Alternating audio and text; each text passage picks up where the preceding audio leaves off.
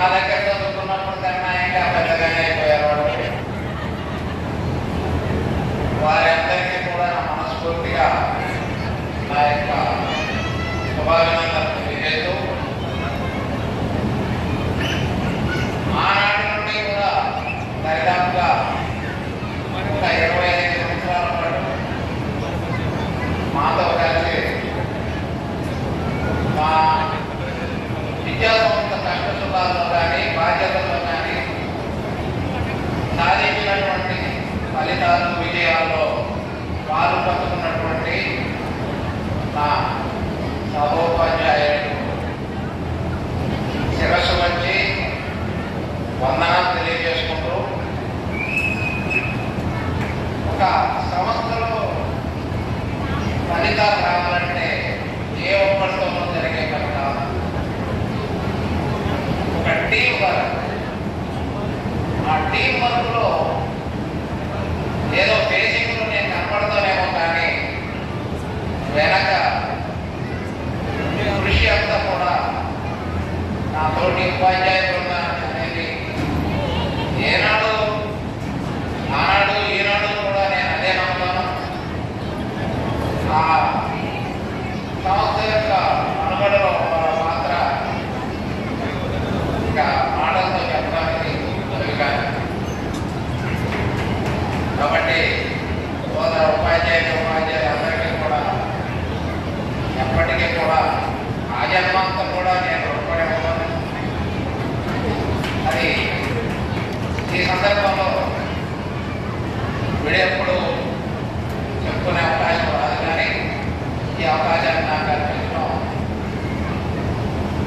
సంతోషిస్తున్న విషయం. అయితే 15వ ఏట మీరు 10th క్లాస్లో విద్యను అభ్యసించారు. ఆ తర్వాత 25 సంవత్సరాలు అంటే సుమారుగా ఒక 40 సంవత్సరాల వయసులో ఉన్నారు. 40 సంవత్సరాల వయసు అంటే జీవితం సగం పైన చూసేశారు. సరే, పాఠ్య పుస్తకాల్లో ఉన్న అంశాలు వాటిని చెప్పడం, దాంతో పోతుంటే ఈ 25 సంవత్సరాలు మీరు ప్రపంచంలో మీరు నేర్చుకున్నటువంటి జీవిత పాఠాలు చాలా ఎక్కువ. ఇప్పుడు మాకు అందరికీ కూడా దగ్గర 60లో 70లో ఉన్నామేమో. మాది కాలం కొద్దిగా అమాయక కాలం. అది మీరు గడిపినటువంటి ఈ 25 సంవత్సరాలు కూడా చాలా పాజిటివ్. ఎన్నో అనుభవాలు పొందారు. అప్పట్లో మీరు అనుకుంటారు కేంద్రాయలు తప్పు చేస్తున్నారు. కరెక్టే, దాంట్లో ఏం తప్పు లేదు, తప్పులు కనుక. అందుకే తీర్పు గుర్తుగా ఒక ఆయన వేరే మొక్క తెచ్చి పెట్టాడు. కరెక్టే, అది ఎందుకు అది ఏం జరిగింది అనేది సమాధానం నేను చెప్పక్కర్లా, మీకు అర్థమైపోయింది. దేని ద్వారా? మీ పిల్లల ద్వారా.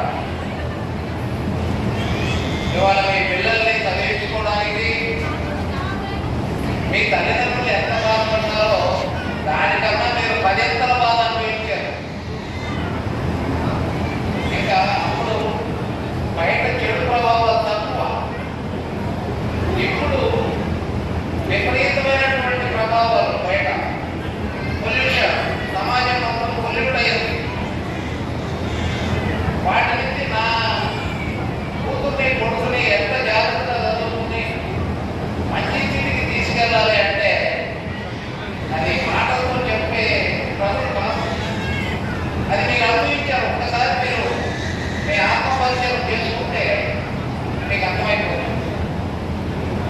అందులో భాగంగానే మీ పేరెంట్స్ అందరూ మిమ్మల్ని మాకు అప్పచెప్పినప్పుడు ఎటువంటి చెడు ప్రభావాలు తక్కువ ఉన్న రోజుల్లోనే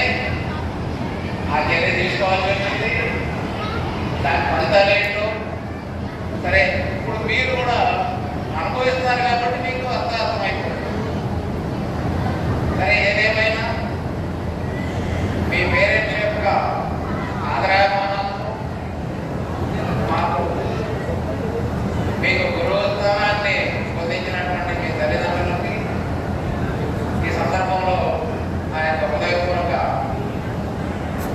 అభినందనలు తెలియజేసుకుంటూ మీరు కొంత సాధించారు, కొంత ఇబ్బంది పడ్డారు. ఆ రోజుల్లో గవర్నమెంట్ స్కూల్స్లో ఉచితంగా